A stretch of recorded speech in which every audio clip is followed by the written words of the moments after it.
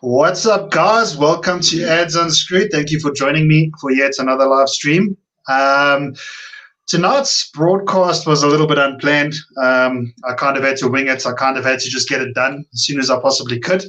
I was determined to broadcast tonight, but I wasn't 100% sure what I should be talking about. So what I did was I got a hold of a very, very big influence in my life. This beautiful man on my, I don't know, is he on my right, on my left, is my biggest butts, my oldest brother, Justin, who has been living in the UK for, is it going on 3 years, Just? Yep, 2.5 years exactly. So just to give you guys a little bit of perspective, all of my brothers, I've got three brothers, Justin, Jason, and Ryan, and they all moved overseas within the past couple of years. It's been a huge adjustment for obviously both us and them. You know, I was used to having them around my whole life. I started playing soccer when I was about 15, and soccer was always a brothers thing. We always got stuck in, and Justin was always there to pull me out of shit. I used to cause cuck, and Justin was always there to sort of quell the fight or at least end it. So, you know, losing him and obviously Jason and Ryan as well, it's been a huge adjustment from my side. It's been a huge adjustment for my family. But the real reason for this broadcast, everyone, is to sort of delve into the mindset of somebody that takes the leap to move abroad. For Justin, a family of five. Am I right in saying so? It's a family of five. So it's Justin, his wife Olivia, and obviously his three children. That is quite a task. That is quite a brave thing to do in this day and age. Justin was I'm not going to quite say. Well, I guess you are. I mean, you're basically a veteran of the litho printing field. He's been in it for many, many, many years. He's had some pretty amazing positions. This side, and yeah, to sort of give all of that up, he had a very high level position here at a pretty big publishing house, and he packed it all in to move abroad, to give his kids a better life, a better opportunity. Justin obviously identified many reasons for wanting to make the move, but I just want to sort of unpack his move with him a little bit. I want to try and get in there. I mean, obviously he's my brother, and I sort of know his methodology behind deciding to move, but I kind of just want to share that with the rest of our viewers, anybody who's watching now, and obviously there's a lot of South Africans right now who are indeed looking at making the jump overseas. So just how have you found it, man? How have the last few years been? I know you've had some ups, I know you've had some downs. Well, I think, thank you guys. I think the first couple of months was pretty difficult. Obviously, adjustment into a country that I'd never ever been to. Same with my wife, kids. We'd never been here. My wife had never been overseas, let alone to the UK. I'd luckily been to a couple of places in Europe on business, but moving to the UK was pretty quick decision. We did discuss moving overseas, but we never in our wildest dreams imagined that we would be here. I think if we look back, I mean, we moved over here May 2018, and then I think the thing that really made up our minds to come over here, and luckily enough my wife, kids have all got Italian passports, and I was lucky enough to have a British passport. Never really intended to use it. But Christmas 2017, there was quite a lot of crime going on in our area in Kempton Park where I lived. And one of the neighbors who I knew pretty well, 39-year-old man, was shot dead on Christmas Eve. And I actually witnessed his passing away in front of me, with his two little kids hanging over him in tears. And that was my mind made up that I never wanted to really be in that situation. Discussed it with my wife Olivia, and we really got the plans going to make a move over here. So it was really a 6-month turnaround from not even thinking about immigrating to actually arriving in the UK. So I remember your decision. You almost didn't have a lot of time. I sort of recall you making the decision, and then it was a few short months. And I mean, you had to sort of separate yourselves from any assets left here in the country, and obviously jump on a plane and move over there. It was a very quick transition. What was the most stressful thing for you while you were still on this side? I think that there is a lot of stresses. Obviously, having debt in South Africa, you need to find ways of settling the debt, and in certain cases involved in vehicles and the house that we had over there, we had to find people that would rent or take over payments. So it is pretty stressful. Obviously, I had luckily been in my company for 10 years. So I would get paid I would cash in my pension that would settle a lot of the debt. But as I say, to do all this in 6 months was very difficult. But I think the reason that we decided to do it in the 6 months is it gave us less time to change our minds. I see. All right, yeah. And I mean, by that time, Jason, one of our, the second oldest brother, he was already over there. He was over there for, was it a year?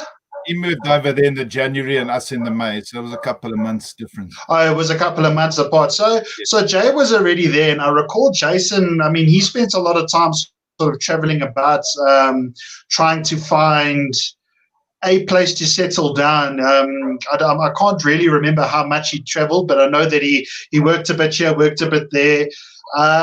When you decided where you wanted to settle, did you sort of think about moving elsewhere, or did you sort of have a place in mind, or an area rather?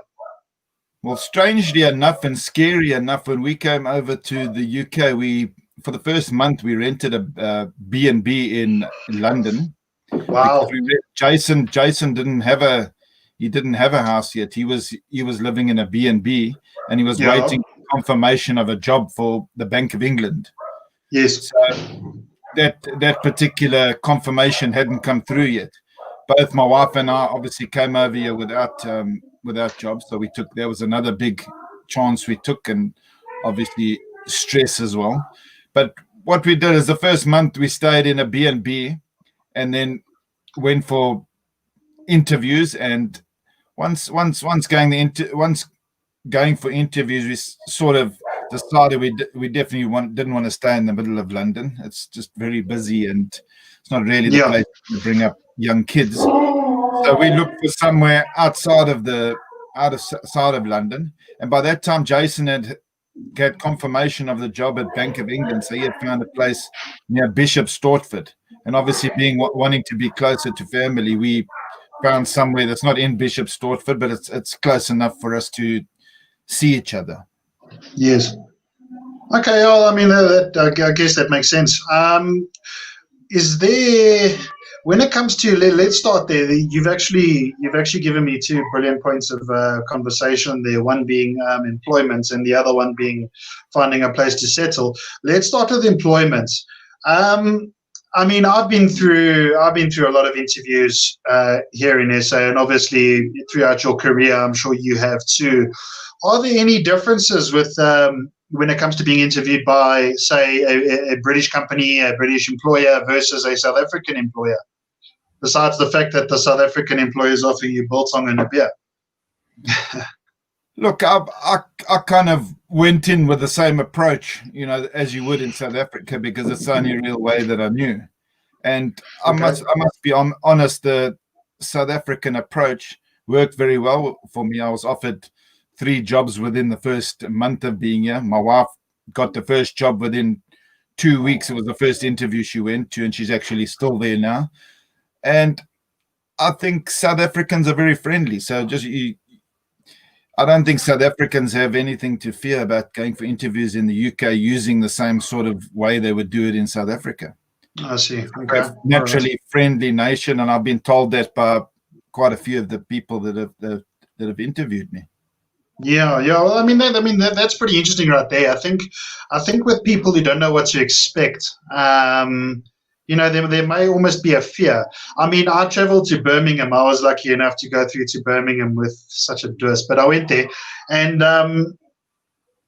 it was a weird feeling for me, because when I landed there, even though, I mean, the interactions that I had, I mean, the angriest people on earth were the bus drivers. That I tell you off the bat. The couple of bus drivers that I went with hated their lives, hated their jobs, pretty much wanted to die. So other than that, everyone else was very pleasant. There were a lot of foreigners, Russians, people like that we dealt with in the hospitality side of things. But what I must say is I had this feeling of being inferior. Now, I don't know if it was just me at the time, but I was very nervous to speak to people there. And, we found ourselves in trouble. We traveled through a mall called the Bullring, which is in Birmingham City, the city centre of Birmingham, from what I remember. And we jumped on the wrong bus and we ended up in, I believe it was Coventry. So we kind of realized something was wrong when we started traveling through fields and farmlands, and we were like, shit, I don't think we're at home anymore, Alice. So we jumped off in the city centre, but we had no idea it was Coventry because to me it looked the same. And I walked around and, myself and Dickhead walked around and, we needed to ask somebody for some directions because we had no idea where we were. And there was a travel agency or beauty spa or something in the middle. And, I was very nervous. I didn't want to speak to these people. I was almost afraid to let them know that I was South African. It was very bizarre because it's not me. I'm normally quite a confident, outgoing person. And I walked into the shop and I almost expected total rudeness. I almost expected them to sort of say, fucking hell, he's this flipping egg, But I walked in and I said, look, sorry to bother, but, I was very polite. I just said, I'm very lost. Where is the Bullring? And the nicest lady stood up and said, Milov, you are in Coventry. You're not in Birmingham. And I was like, oh, shit. And, she was friendly enough to direct us to the right bus, to this, to that. I even asked one of the stewards at the bus station, how the hell do I get back to Birmingham? And everyone was so friendly. And one of the first things I noticed in my time there, and I mean, my time was limited. I did no traveling. It was all about business and the trade show that we were there to visit. But everything just seemed to work. I think that was the very first thing for me. The buses are on time. People are friendly. People are helpful, as opposed to South Africa, where you feel like you are asking a favor for someone to check your groceries out. I mean, that was my brief experience. But how do you find the people? Obviously, there's always dresses. I mean, it's life. But what is your experience with people in general? Well, I think when you come over here, you do expect, and you see this big first world country, and you kind of say, yes, I come from a third world country, and you are intimidated first couple of months, and working in that, you kind of think that you're inferior, but as time goes by, you realize that you're not inferior, and in a lot of aspects, you're superior in the way you work. South Africans, and it might not be South Africans, but foreigners in general are hard workers. And I think that applies to any country, really. Foreigners in South Africa are hard workers. So you kind of go in there, and it's like any other country, any company. There's always the bad eggs. There's always there's always the good guys, the welcoming guys. There's the unfriendly guys that don't like the foreigners. But you must never, ever go in and feel that you're inferior, because believe me, the skills from the South Africans in general are well appreciated over here. And I've run into quite a few South Africans. I've got a new job I start next week, Monday, and my boss is actually a South African. Well, he's actually an English guy, but he grew up in South Africa and went military service South Africa. And he told me as well, the South African guys work very well. They're reliable, hardworking. I think we come from a difficult background, and there's no reason to feel inferior to anyone here. The people here in general, I'll be honest, in the beginning, guys were very friendly. The ladies are friendly. Everything is hello, my lovely. You kind of think my lovely. It's just the way they are. You do get one or two of the older generation that are unfriendly. That's what I found out. I found that out on buses where they moan at women where their babies are crying and keep the baby quiet and that sort of thing. So you get the older generation that's maybe a bit difficult at times to deal with, but generally the people are pretty friendly. A lot of the friendliest people, and unfortunately, are the South Africans. We just a bubbly nation. The British are more, they like to stick to themselves in general. So where the South Africans go to people's houses for bras and that, the guys here don't tend to do that. And a lot of it's probably got to do with the weather as well. People just kind of stay indoors because of the cold weather instead of going out a lot. South Africans tend to go out a lot and have bras and parties and things like that. So it's a different life. But you got to come up over here with the attitude of not making the UK into South Africa. You got to adjust to the culture over here. Doesn't mean you have to get rid of your culture. You just got to adjust to, and not say, oh, that stupid guy from Britain. You must remember we in their country, so we've got to kind of fit in here more than make. This will never be South Africa. You got to basically embrace your new country and call it home. Yeah, sure. Andy, would you say so? Basically, what you're saying is, I mean, you need to humble up a little bit. I mean, you got to. It doesn't matter what sort of level you worked on in this country, and I mean, I know you worked on some high levels as well. I suppose you got to go there with an open mind, and you got to humble up. You can't bring any sort of arrogance with you, otherwise it'll work against you. Yes, we've South Africans, unfortunately, over here have got a reputation of being arrogant. You've got to, if you were a manager in South Africa, which I was, you can't expect to come over here and be a manager straight away. I started off, I've swept floors, I've stripped out jobs, I've fed machines, things in South Africa that you probably would never dream of. But you basically got to do whatever you can to pay your bills at the end of the month. So it's about not going into a company and thinking you're better than anyone, and it's basically starting from the bottom if you have to, and working your way up. And a lot of people, funnily enough, over here end up changing careers. I know a lot of people in South Africa, in the sales in South Africa, sales over here works a hell of a lot differently. So a lot of sales guys come over here and they battle, so they tend to go into other forms of jobs. No, sure. I mean, I think if you move to the UK or pretty much anywhere else in the world, I think you got to be open to the possibility of a potential career change as well. You may not necessarily go into your line of work. I mean, it's always ideal, but there seems to be a fair amount of opportunity. I mean, COVID aside, I mean, that goes to show, even with the COVID pandemic, I think there is still more opportunity in the UK than there is here right now, without a doubt in my mind. I mean, there always was, but it's just scary to think. South Africa has been. I believe that governments, I mean, I don't really like to talk political on this channel, but I believe that government shut the economy down too early and potentially left it for too long. And as a result, so many people have lost their jobs over here. It's, myself included. It's hard to believe. And, I was having a discussion on my previous stream a couple of days ago.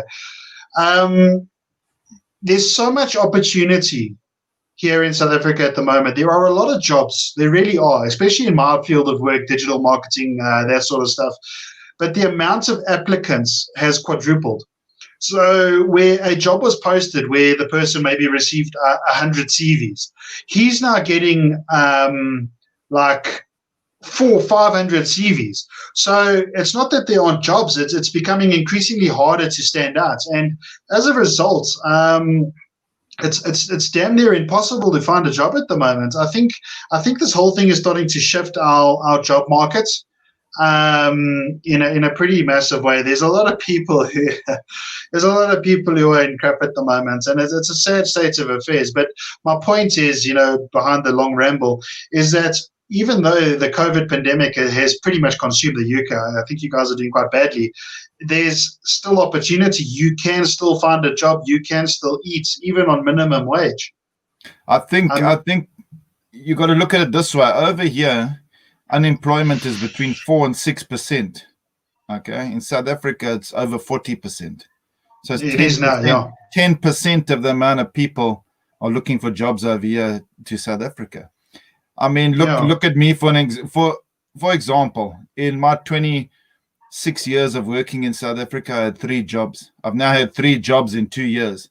and I'm getting offers all the time for jobs. And I think an important thing to remember over here is even a minimum wage here, you can survive. Minimum wage pay here, you can survive. You can buy a house, you can buy a car. In South Africa, unfortunately, minimum wage is no way you can buy a car and a house. And that's I don't know what the minimum wage is now, $4,500 or something, $5,000. Can anybody tell me? South Africa, I'm not sure. When I left there, it was 3,700 or something, but that's 3 years back. It's gone up a little bit, I think now. Over here, minimum wage is about £18,700 a year. So, I mean, you get probably £1,500 per month. I mean, you can't really convert that direct, but if you do direct, that's over 30,000 rand a month. That's minimum wage. So that's a difference. So people here don't have to get that job that's paying big money. They can take a minimum wage job and still support their family. That is the difference. Absolutely. South Africa, you've got guys, yourself included, that need to earn a certain amount. You can't take a minimum wage job in South Africa, and you could probably get a job easily at a minimum wage, but there's no way you can survive on that. And I think that's the big difference. I can tell you at the moment, I'm on the job market, you know this. And honestly, it's been the most frustrating few months of my life. I mean, you know that I've also worked at different levels, guys. I've grown a business. I've got a lot of experience in graphic design. And honestly speaking, I've never, ever had to almost beg for employment. It's absolutely unbelievable.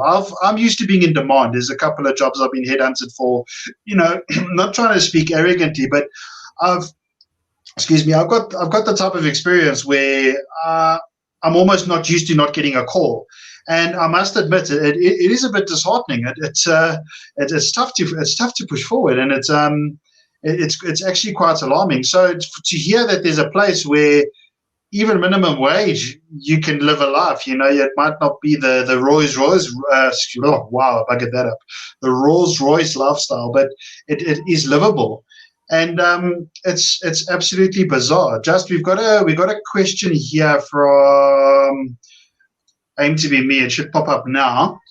She says that she's looking to move there. What area would you recommend looking at? Well, is that something you're positioned to answer? Yes, I mean it depends what you're looking for. If you want good weather, don't go north and don't go south. We basically within an hour radius of London. And I believe I don't know about weather in there, but I've heard that there's a belt that goes over London, so we don't get heavy snow. And I mean, there is rain here, but nothing like the north and east. So if you're looking at a place where the weather's decent, you got to go within probably a couple of hours of London minimum. Okay, if you're looking for pay, obviously the closer to London you are, the more money you're earning, but then rentals are very high. Yes. Standard of living, a lot of people over here like to live in the countryside because it's a much more relaxed life in the countryside. You can work in the cities, but live in the countryside. So if you want to live near the sea, there's not the seas, oceans that we have in South Africa, but there is beaches and that you can live too close to. With in truth, where I live in Bishop are within an hour's drive of where we are now. So it really depends. It really depends what you want to do. If you've got kids that are going to school, obviously you want to live along the school routes. But let's be honest, in the UK, most of the little villages and that have got bus routes and things for the school. So I mean, it's really up to your budget, your preferences on weather, and whether really you want to be close to London or not. Right. Yeah. Okay. Well, that's a fair answer. Just to bring this up again, the national minimum wage this side of life is 20 Rand 76 an hour. Hardly comparable to that of the UK. But again, I mean, like you said, it's very difficult to. You almost can't convert from rand to pounds. It just doesn't add up. So the well, you work minimum. really work it out with 20 rand an hour. What can you buy with 20 rand in South Africa now? Probably what? A loaf of bread. How much is a loaf of Hardly. bread now? $17, $16. I can't remember. It's Exactly. in that So we let's compare a loaf of bread. In the UK, minimum wage is £8.72. And with £8.72, a loaf of bread you can get for 55p. So with that, you can get 16 loaves of bread for that. Yeah, so, I mean, you see it. It's probably a stupid comparison, but it's you can see. It does bring a bit of perspective. So just to repeat what Justin said there is that the minimum wage per hour in South Africa is 20 Rand 76. So that's 20 Rand 76 you make for working 60 minutes. Over in the UK, it's, what was it, £8.50? £8.72. £8.72. And Justin says that you can buy 15 or 16 loaves of bread for your hourly rate.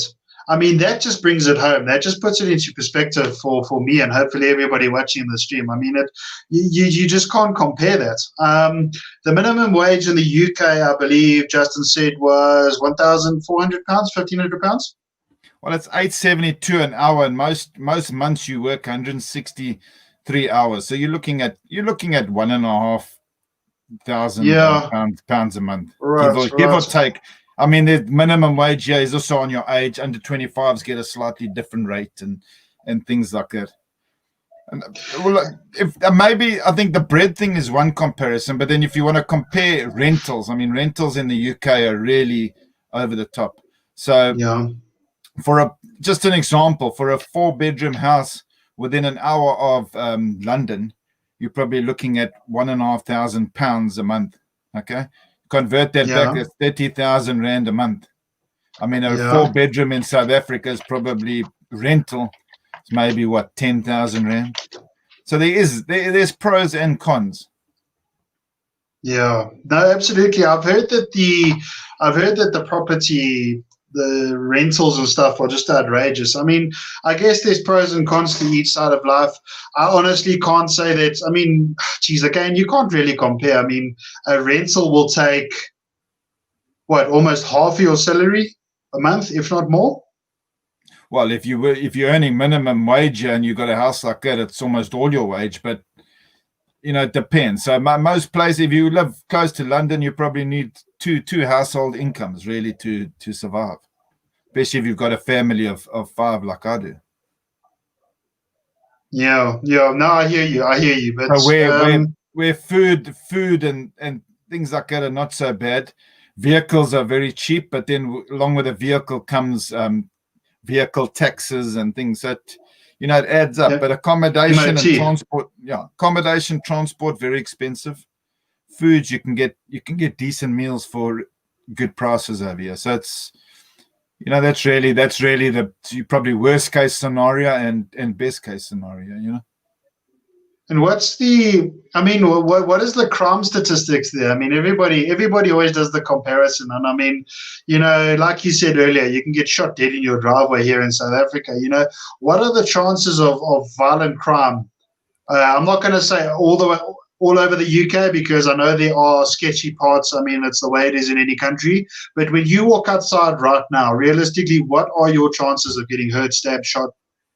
I'll be honest with you, and I always use examples.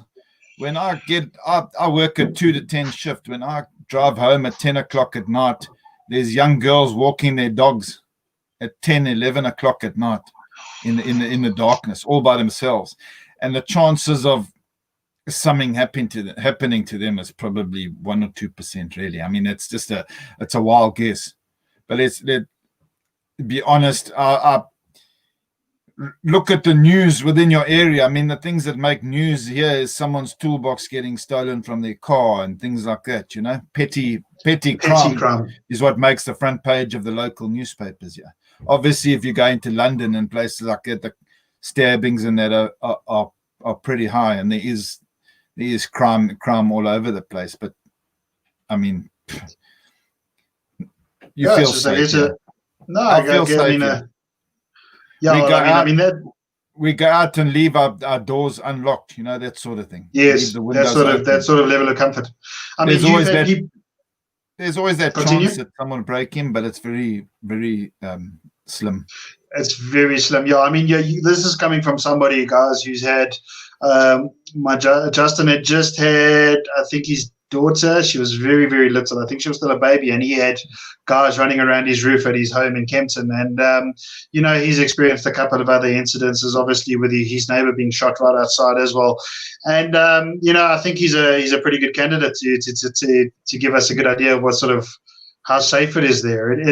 I mean, from what I've heard and my experience there, it is very, very safe. Let's move over to a brief discussion about grocery prices. I don't want to keep you too long. Okay.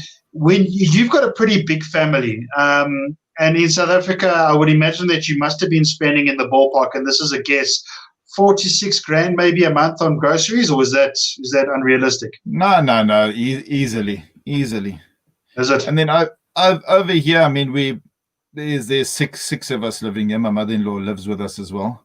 Right. And groceries, I mean, you're probably spending easily £500-600 a month. But I mean, if you convert once again, that's 12 grand. But it's not really. It's probably more like 4 grand. So I'll be honest with you. It's pretty similar as far as what you spend per month, depending on what you eat.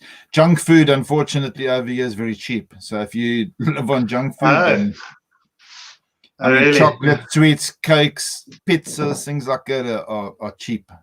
But yeah, then I obviously remember. you're not going to live long. I went and I raided a petrol station there. I bought a whole bunch of sweets back this side. And I mean, a petrol station, as usual, is probably a bit more expensive than that of a normal supermarket or whatever. And it was still cheap.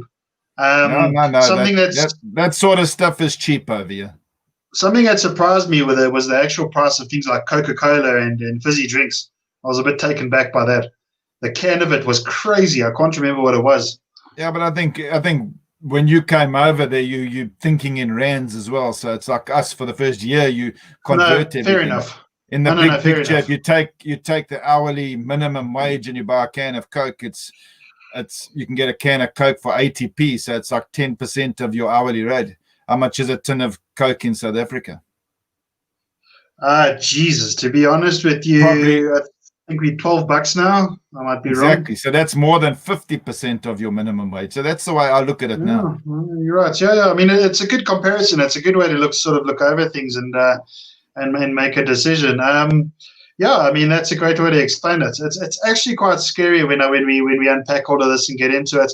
Now, let's talk about something that I think you've had quite a bit of experience with over there, law enforcement.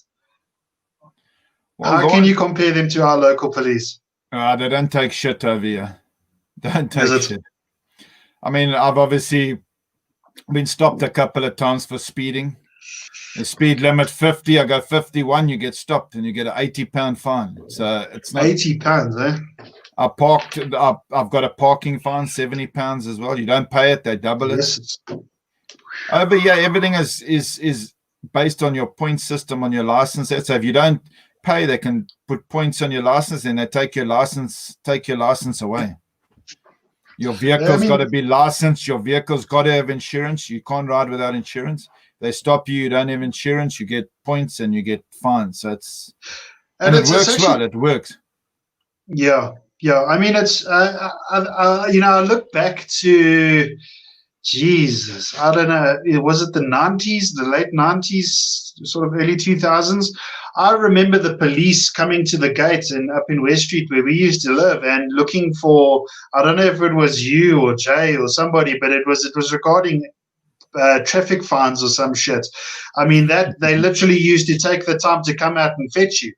And I mean, just to give perspective, yeah, I don't think I've paid a traffic fine since 2009, 2010, and yet here I sit without any handcuffs on me. And that just goes to show the deterioration of the justice system over here, because again, in the 90s or early 2000s, they would have come and fetched me. I can't even remember how much I owe Metro. They gave me a fine the other day because there's a little crack on the number plates on the car. And I mean, it's lawless, and it might be wrong of me, but I took that ticket, I crumpled it up, and it disappears somewhere into the car because there's no accountability. There is no consequence to not paying your fine. I think the biggest problem is recording it. Okay, maybe the recording system in South Africa is not very good. Over here, it's top class. You don't even have to Yeah. carry your license around with you. If they stop you and they put your number plate into the system, it'll tell them if you've got insurance. It'll tell them if your MOT, which is basically roadworthy, that your car's roadworthy, and it'll tell them if you've got outstanding fines. Tell them everything by basically putting in your number plate.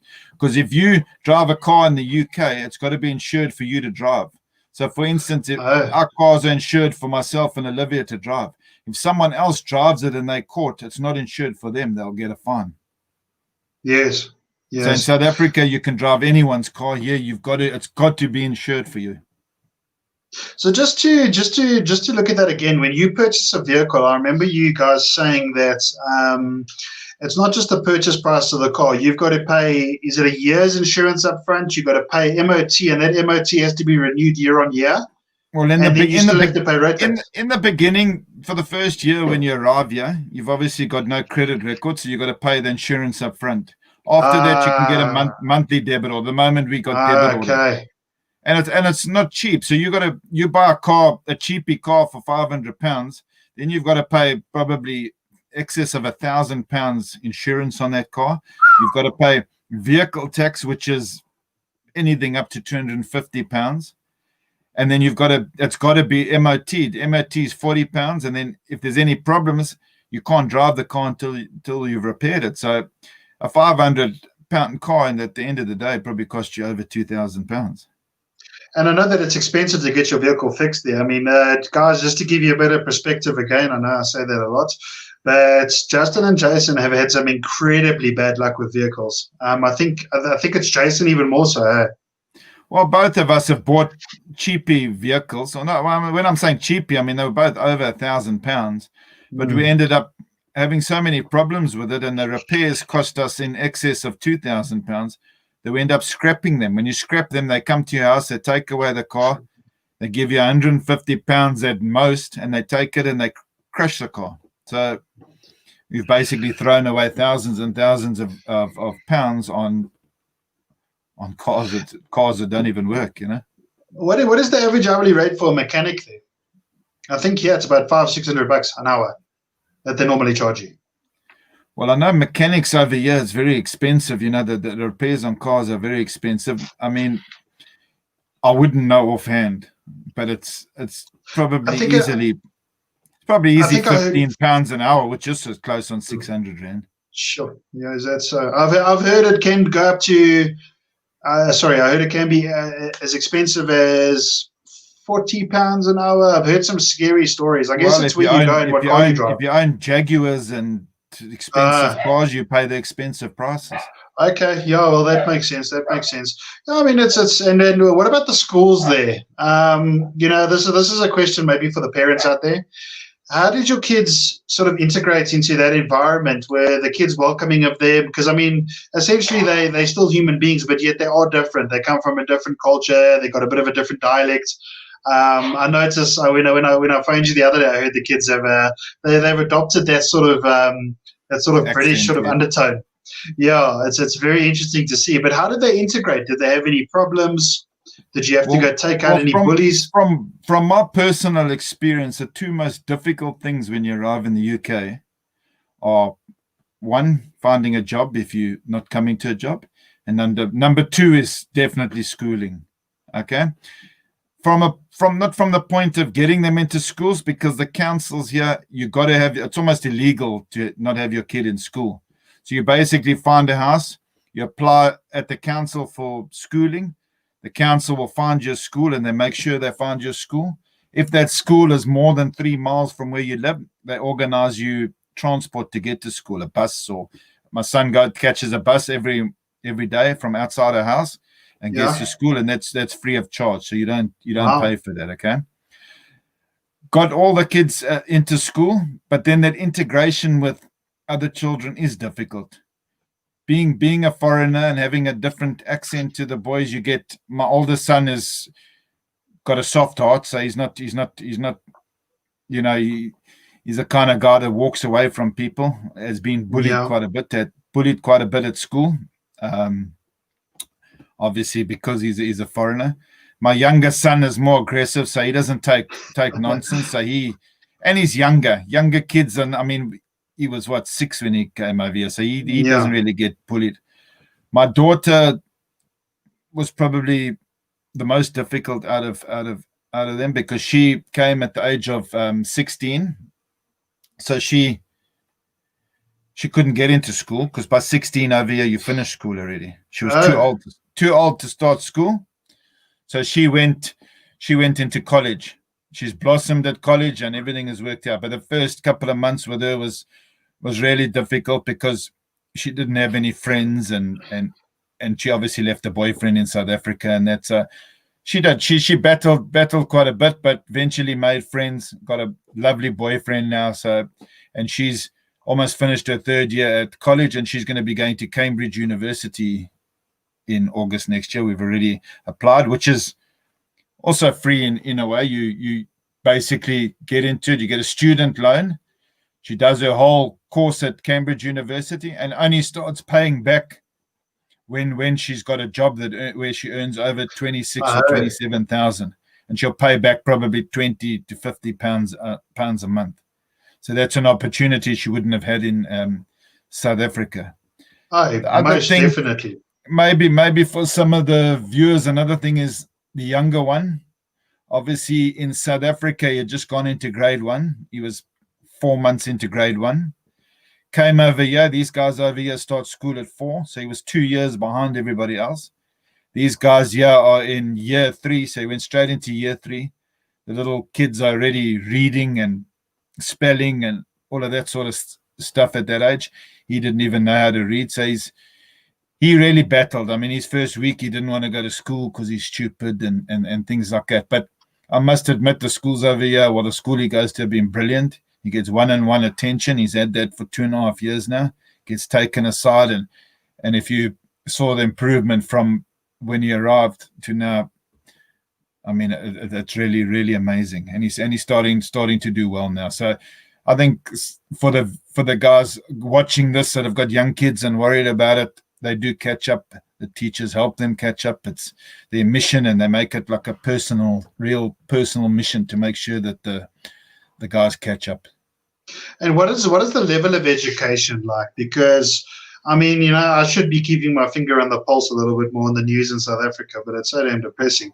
The standard of education keeps getting lower, Joe. The average pass mark is it's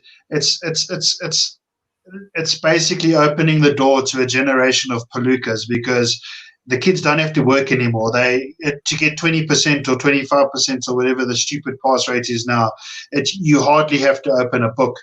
Now, that's concerning for the future, because again, the people that are entering the job market are not as, I don't know, they're not on the level that maybe was demanded of us. I mean, even when I was in school, the pass rate started dropping at, I think it was about 45% or whatever it was at that stage. But I mean, to less than half that now, it's quite scary. So what is the level of education like?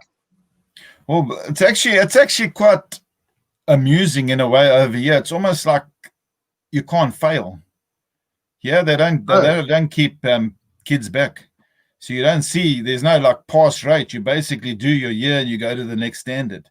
I mean, my brother-in-law brought his little daughter over here, and she was also at that age 15, 16, and he tried to get her to go a year back, and it was quite a mission really to convince him to put her back, because they want year 10s to be a certain age and year 11s must be a certain age. They don't like to have older kids with slightly younger kids. So I mean, the teachers almost make sure that everybody's at that standard where they can pass.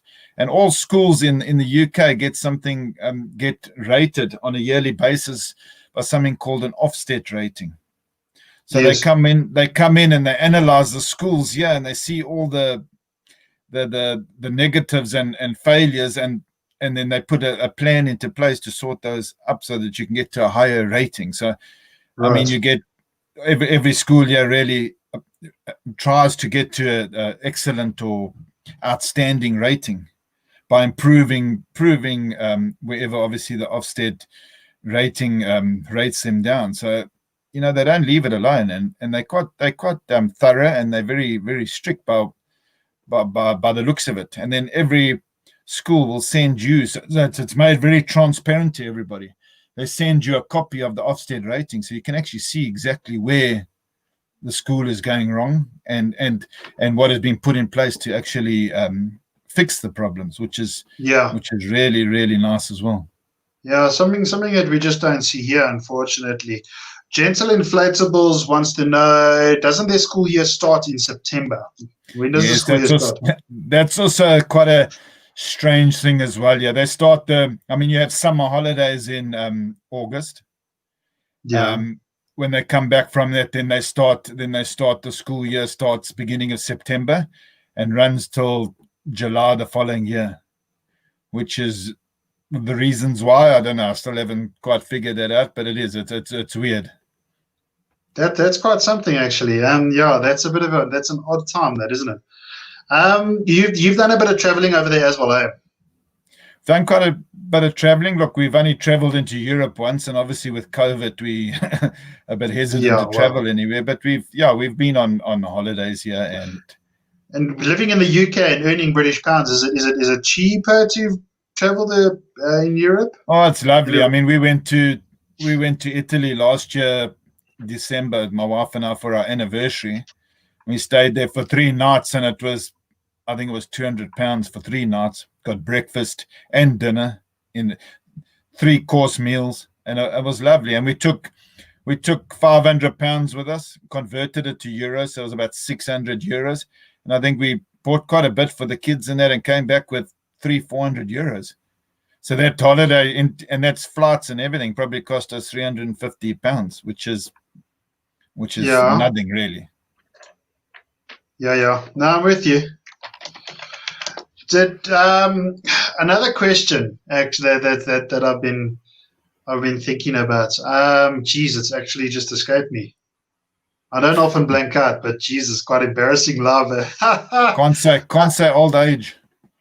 Actually, you know what? Geez, I tell you, my memory at the age of 32, 21, is absolutely gone. I don't know what the hell is wrong with me. I can't remember a damn thing. I've got man's writing lists for me all the time to remember shit, and I even forget it. I mean, I've got to schedule a time on my calendar to take my pills. Otherwise, I just go into robot mode, and I just never remember. Too much on your mind. That's the question. It just dawned upon me now. If you could reach over out of the screen like I'm doing now and grab one thing from South Africa, what would it be? Look, obviously the common answer to that always is family over there, but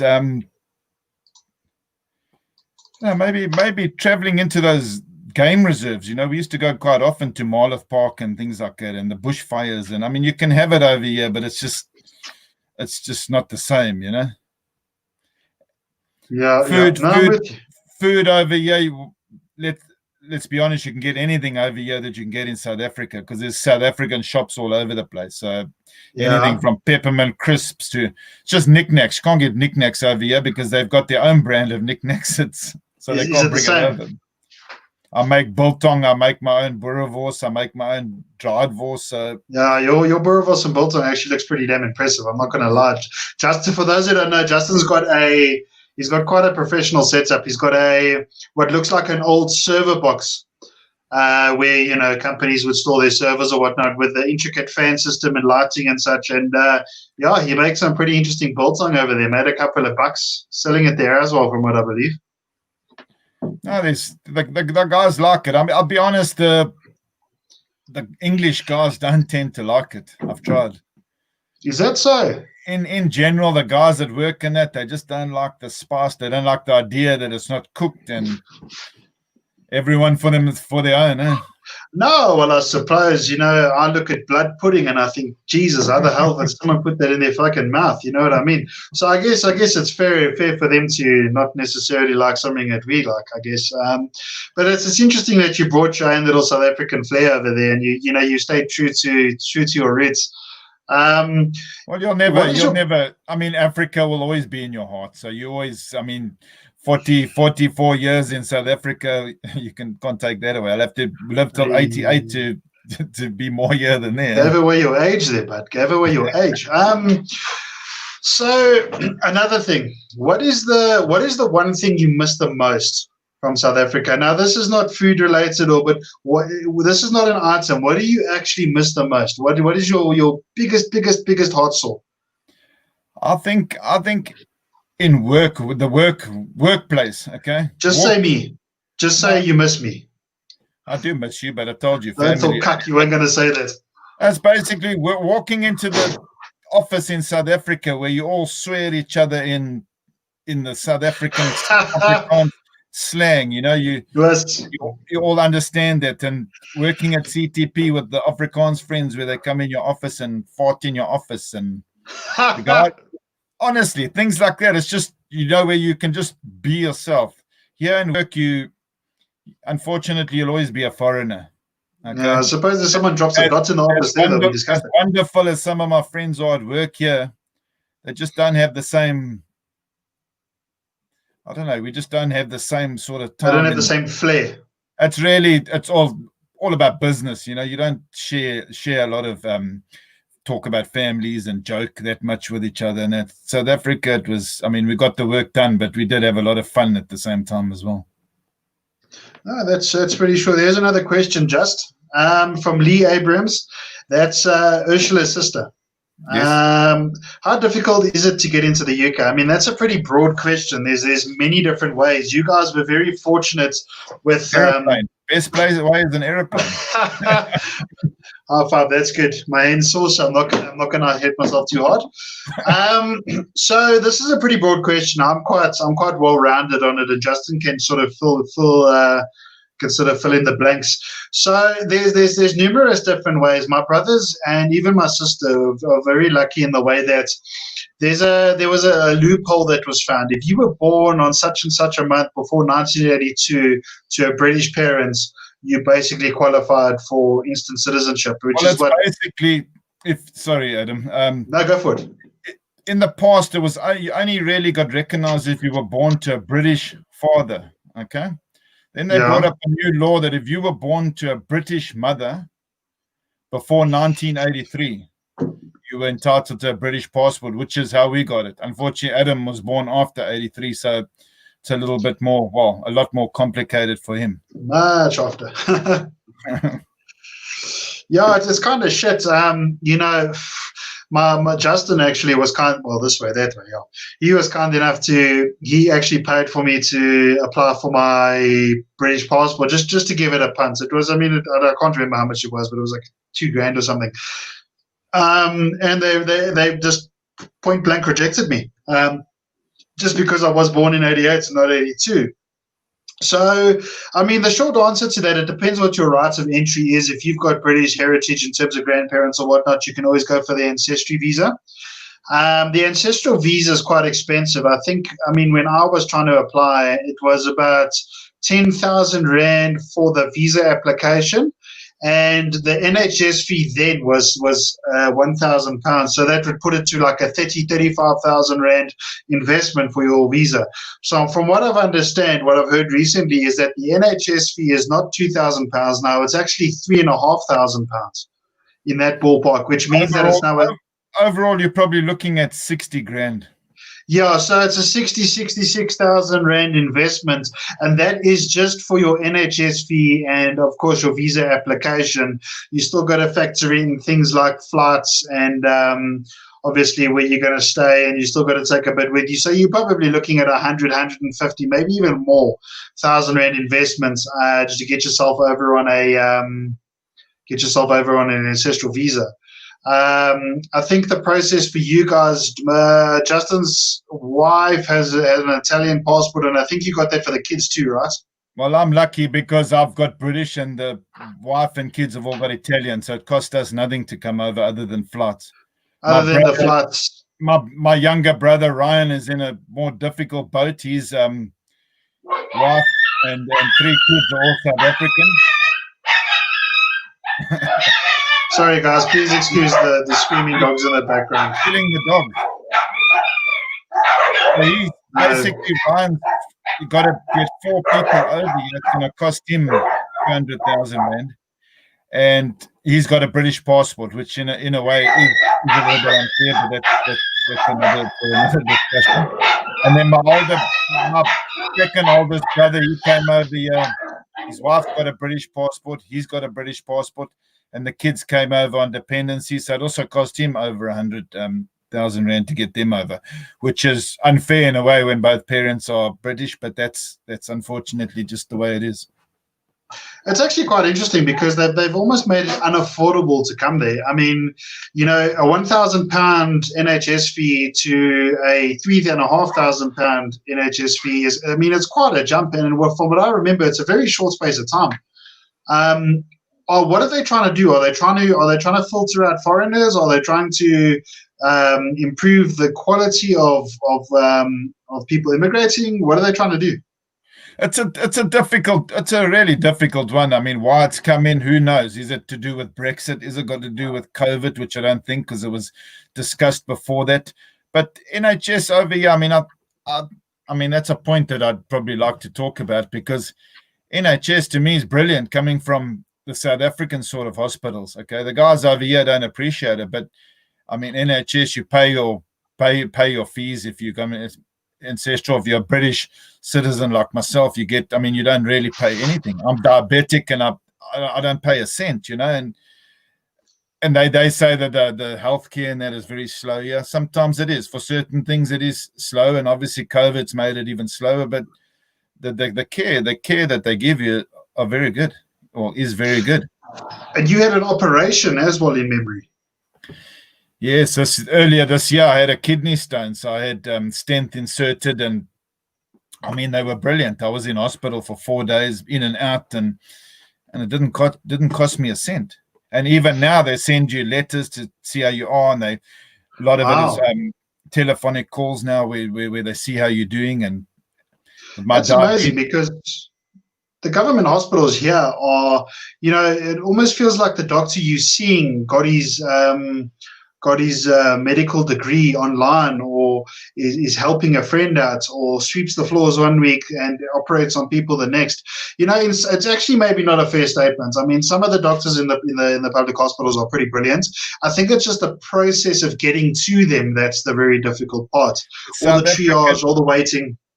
The South African doctors are very highly rated over here, and there's a lot of South African doctors over here, and there's a lot of guys from Europe over here. The doctors over here are high standard, but I'll tell you that the South African doctors are brilliant doctors. But I don't know if this is a true fact, but it seems like a lot of doctors from South Africa have immigrated over here, and that's why the standard has probably dropped. Yeah, and we left with all the shit. Yeah. I mean, you're right. You're absolutely right. I mean, even, I'm not going to say his name just because of the public forum that we're on, but you know who our family doctor is. Yes. And since the COVID pandemic, and I mean, even though I do kind of understand, because I mean, the man had like 15 different bypasses, and he's old and he's unwell, and in the height of this pandemic, the oak just disappeared. I mean, you couldn't go and see him. He literally didn't come to his office. He would leave his receptionist there, and he vanished for months. So, I mean, if you go to him for treatment with a chronic condition, it's like, well, what the hell do you do? And then he returned. He implemented a system where he would phone you and ask you 1,000,005 questions before he would even, offer to see you. He would try and sort of triage you on the phone and see if you're having symptoms and all of that sort of shit. And he's only just returned now, but it's like you want to see him. You almost have to get on your knees and beg. And here's another sad fact, and it's one that it's a little bit, it's close to our hearts. We actually lost our father quite recently, remembering the whole process of him going into hospital and trying to secure an appointment with his cardiologist, who he was seeing for about 15 years. When the pandemic hit, it almost became impossible for him to see this cardiologist. This cardiologist was either elongated, or I don't know what the guy was doing. He definitely wasn't hiding. I think he was in the midst of the whole thing. But it was very unfair because, a patient who was dependent on his cardiologist and couldn't see him. It took Dad months to try and get an appointment with him, and I mean, in the end, it may have just been too late. But it's actually frightening to see, the way some medical doctors have responded to this whole thing. Yes, I mean, obviously that's all to do with COVID, and maybe it's a bit unfair to say South Africa, because over here it's the same thing.